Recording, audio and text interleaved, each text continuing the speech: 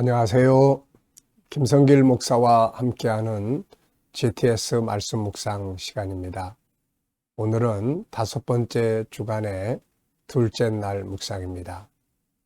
오늘도 묵상과 함께 행복하시고 좋은 하루 되시기 바랍니다. GTS 묵상은 매일매일의 연속적인 역동성 있는 신앙생활과 삶의 현장의 변화와 발전을 위해서 만들어졌습니다. 아이들에게는 재능 개발과 학습 능력을 돕기 위해서 만들어졌습니다.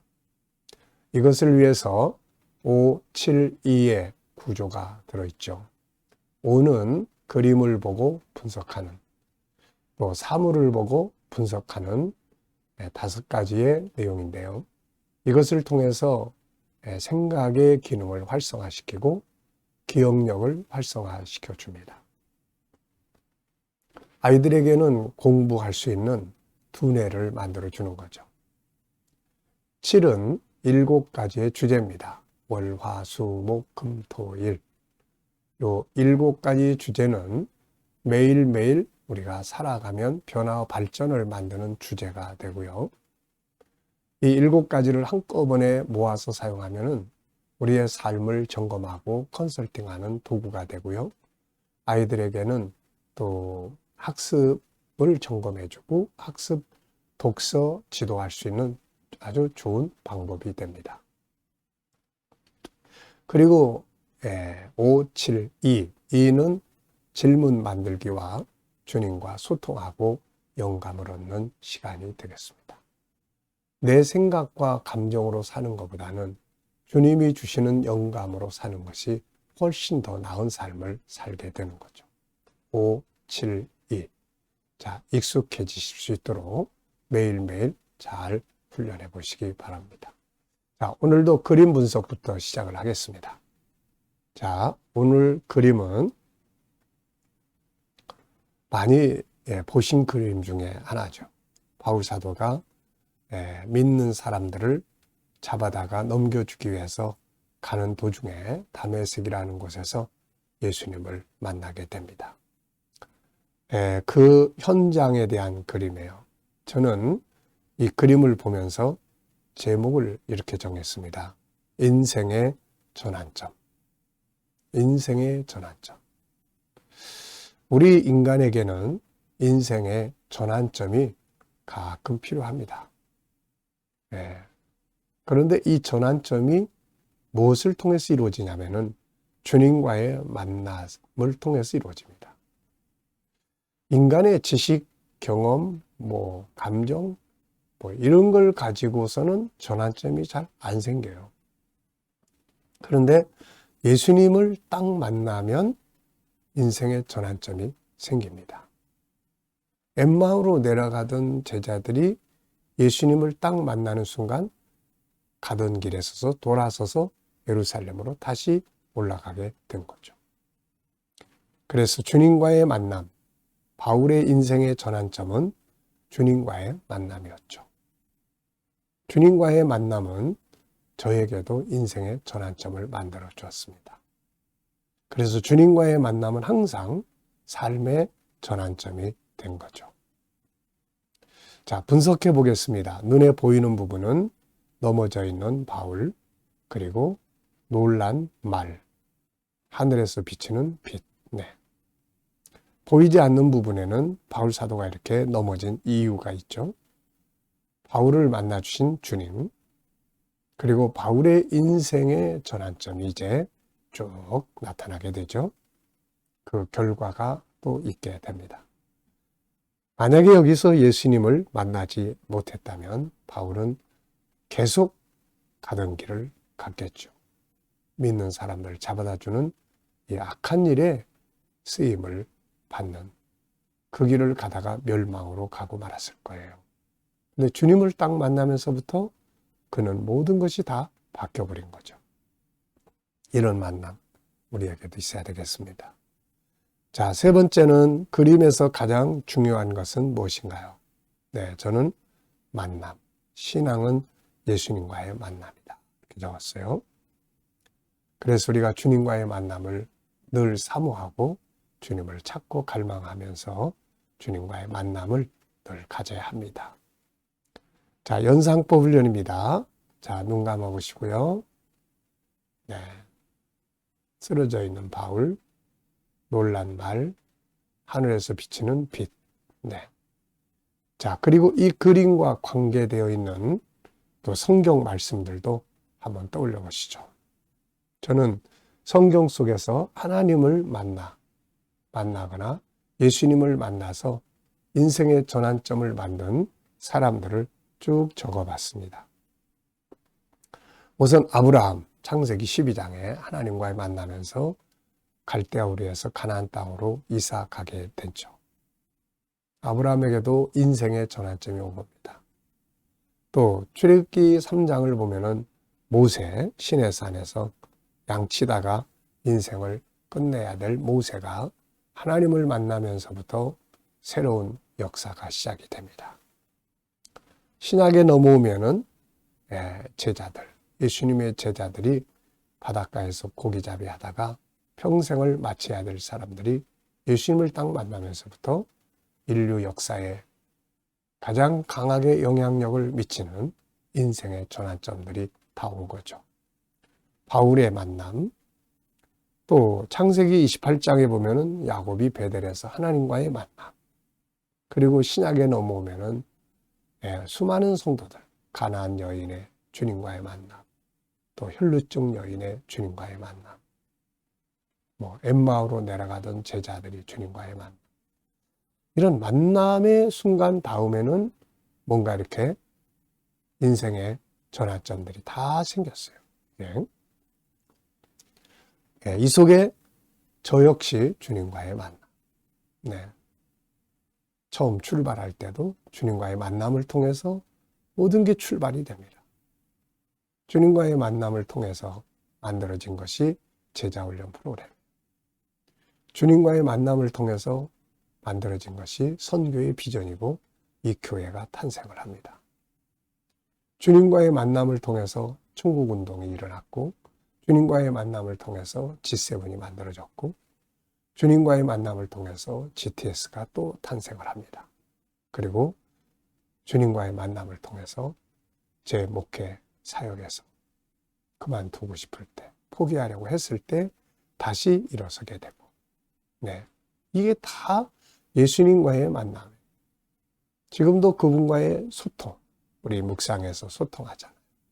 그 소통을 통해서 주님과의 만남을 통해서 지혜를 얻고 필요한 말씀을 얻고 내가 어떤 일을 처리해야 될 때 필요한 영감을 얻고 살아가는 거죠. 만남, 신앙은 만남입니다. 자, 아이들과 또 이 GTS 묵상을 하시는 부모님들은 이 속에서 또 수학 공식 한번 떠올려 보게 하시기 바랍니다. 도형이나 각도, 또 수와 연산, 그리고 측정, 규칙, 또 자료와 그래프. 모든 공부는 응용된 현장에서 하는 게 제일 기억에 많이 남아요. 책에서만 하면은 재미도 없고 금방 잊어버립니다. 공부한 내용을 어디다 응용할 수 있는지, 응용된 곳은 어디인지 이런 것들을 잘 찾아보면은 공부가 재미도 있고 기억에 많이 남습니다.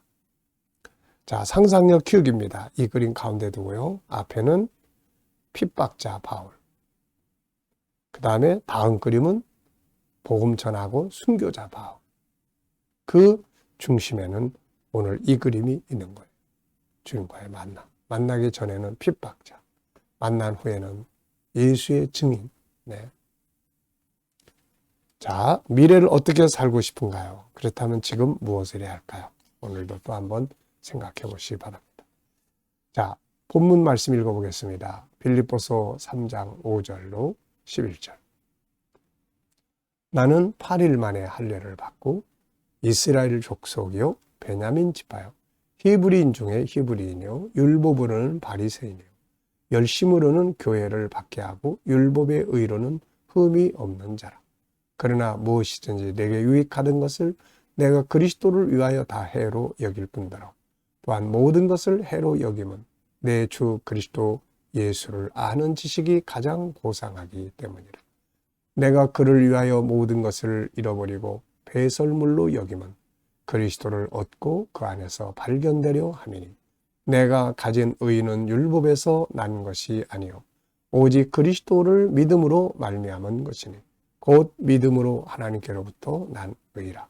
내가 그리스도와 그 부활의 권능과 그 고난의 참여함을 알고자 하여 그의 죽으심을 본받아 어떻게 해서든지 죽은 자 가운데서 부활에 이르려 하노니. 아멘. 감사한 것 적어 보겠습니다. 어제 하루 어떻게 보내셨나요? 누구를 만나셨고, 무엇을 했고, 어떤 문제를 해결해 보시고, 자, 이 속에서 감사하고 싶은 것들을 쭉 기억해서 적어 보십시오. 오늘 또 하루를 시작하면서 또 감사하고 싶은 거 쭉 적어 보시기 바랍니다. 미래의 비전, 미래를 생각하면서 감사하고 싶은 거 또 적어 보시고요. 자, 오늘 본문에서 느껴지는 것은 무엇인가요? 네, 저는 두 가지를 적었는데요. 인생의 전환점은 만남에서 온다. 5절로 6절을 보면은 바울은 엄청난 아주 이 신분을 가진 사람이죠. 바울은 베드로나 갈릴리 바다 출신과 다르게 당시에 뛰어난 학자고 그리고 율법의 입장에서는 아주 전통적인 가문이고 또 왕족이고 그렇죠. 베냐민 지파에서 이 사울 왕이 나왔으니까요. 열심으로는 교회를 핍박했던 사람, 율법의 의로는 흠이 없는 사람, 완벽한 율법주의자죠. 그런데 이런 사람이 하루아침에 이걸 배설물로 다 여기게 된 이유, 그것은 바로 주님과의 만남이었습니다. 예. 그래서 인생의 전환점은 바로 만남이에요. 주님과의 만남. 두 번째는 그리스도를 아는 지식이 가장 고상하다. 당시의 바울은 세계를 이끌어가는 세 가지 지식에 아주 탁월했죠. 하나는 로마의 정치 문화입니다. 로마, 모든 길은 로마로. 거대한 로마 제국의 정치 문화. 이것은 당시 모든 사람들에게 사모하는 지식이었습니다. 바울은 태어날 때부터 로마의 시민권을 가지고 태어납니다. 로마의 대도시에서 성장을 하면서 로마의 시민으로서 정치 문화를 잘 알고 있었죠. 그리고 헬라 철학입니다. 그런데 당시에 바울은 헬라 언어에 능통했습니다. 이 말은 헬라 철학의 지식적인 능통함을 가지고 있었다는 거죠. 그리고 세 번째는 유대인들의 율법입니다. 이 세 가지의 지식이 당시 세계를 이끌어가고 있었어요. 그런데 바울은 이 세 가지 지식에 능통했던 사람이에요. 그런데 예수님을 알고 보니까 이 지식들이 다 쓸모없는 배설물처럼 느껴졌어요. 네, 그잖아요.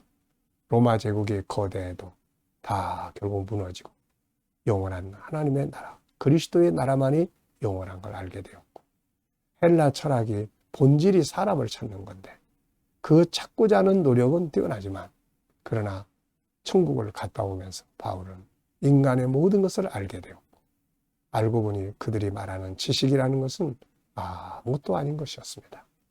바울은 예수 그리스도를 만나고 천국을 다녀오면서 모든 것의 진리, 답을 알게 된 거죠. 그래서 그는 예수 그리스도를 아는 것이 가장 고상하다 이렇게 이야기를 합니다. 우리에게도 이런 가치의 차이를 느낄 수 있어야 되죠. 세상 학문도 필요하지만 주님, 예수 그리스도 아는 것이 그 위에 가장 뛰어나다는 걸 알게 되고 그것을 살아가는 것이 얼마나 위대한 삶인가를 깨달을 수 있어야 되겠죠. 자, 본문에서 가장 중요하다고 생각되는 건 뭔가요? 네, 저는 만남이라고 적었습니다. 만남. 그리고 또 하나는 바울의 소원. 예수 그리스도를 만나고 난 뒤에 바울은 가치의 변화뿐만이 아니라 인생의 소원이 바뀌어졌습니다. 그것은 바로 그리스도를 얻는 것, 그 안에서 발견되는 것, 부활의 영광에 참여하는 것. 이 세 가지가 바울의 간절한 꿈이 되었던 것이죠. 오늘 우리에게도 세상의 어떤 것들이 아니라 바로 바울이 가지고 있었던 이 꿈, 예수를 얻는 것, 그분에게 발견되는 것, 그분이 인정해 주는 것이죠. 그리고 부활의 영광에 참여하는 것. 오늘 이것이 저와 여러분들의 꿈과 소원이 되어야 되겠습니다. 자, 세 번째는 나의 삶의 한 영역에서 중요한 것 생각해 보게요. 업무라든지 관계라든지 공부라든지 일과라든지 일생이라든지 그 이외에 또 어떤 것 속에서 주제를 하나 정하셔가지고 이 속에서 제일 중요한 게 뭔지 한번 좀 체크해 보시기 바랍니다. 저는 항상 두 가지를 말씀드립니다. 첫째는 업무. 내가 뭔가 일할 수 있다는 게 정말 감사한 일이고, 근데 일을 할 때 제일 중요한 건 저는 항상 네 가지를 적어요. 열정이 있어야 되고, 감사함을 해야 하고, 그리고 전문가가 되어야 하고, 그리고 그 일을 통해서 미래에 무엇을 할 것인지에 대한 비전이 만들어져야 합니다. 그래야 업무 잘 할 수 있어요. 두 번째는 일생에서 중요한 것들이죠. 이건 제가 월요일 날 항상 어제 정리하는 내용들입니다. 인생에서 중요하게 여기는 것 5가지. 첫째는 영성, 둘째는 사명, 셋째는 건강, 넷째는 관계, 다섯째는 일하는 환경입니다.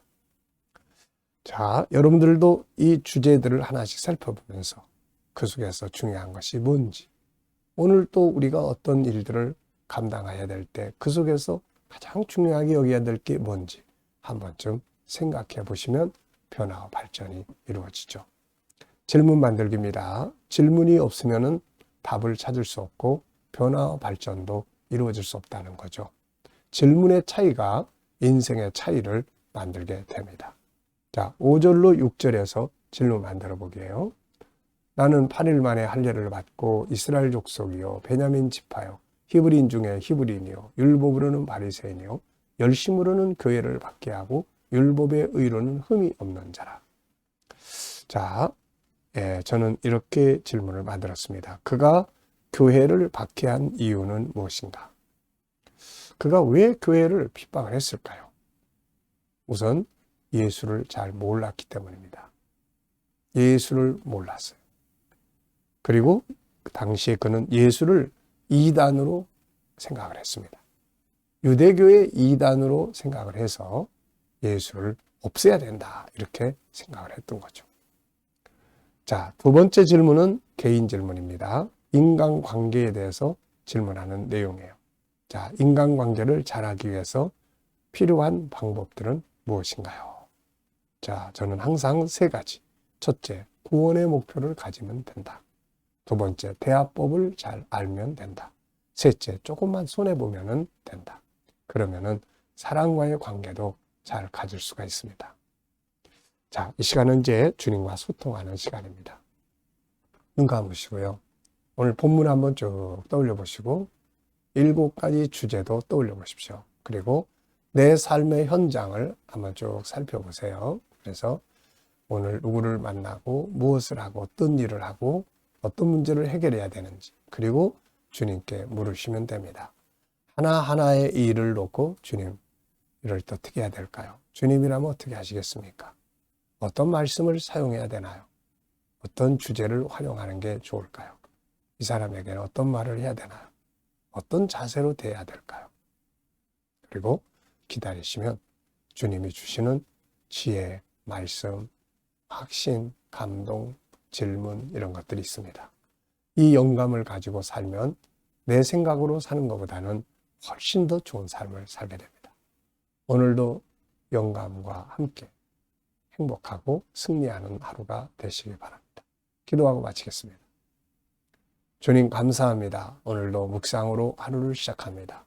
함께하는 모든 이들에게 가정, 직장, 사업장이 복되게 하여 주시고 형통하고 발전하게 하여 주옵소서. 치료받는 교우들에게는 치유의 능력이 함께해 주시고 어려운 문제를 안고 기도하는 성도들에게는 감당할 힘과 합력하여 선을 이루는 역사가 있게 하여 주시옵소서. 혼란 속에 있는 나라를 지켜 보호하여 주시고 이 땅이 거룩한 땅 선교의 나라가 되게 해 주시옵소서. 오늘도 온 세계 속에서 복음을 위해 수고하는 선교사님들과 저들의 사역 가운데 함께해 주시고 우리 KDM 훈련을 통해서 천국 복음이 더욱 온 세계에 전파되게 하여 주시며 오늘도 GTS 묵상 많은 사람들에게 보급되고 잘 정착하게 하시며 다음 세대를 위해 귀하게 사용되게 하여 주옵소서. 감사하며 예수님의 이름으로 기도하옵나이다. 아멘.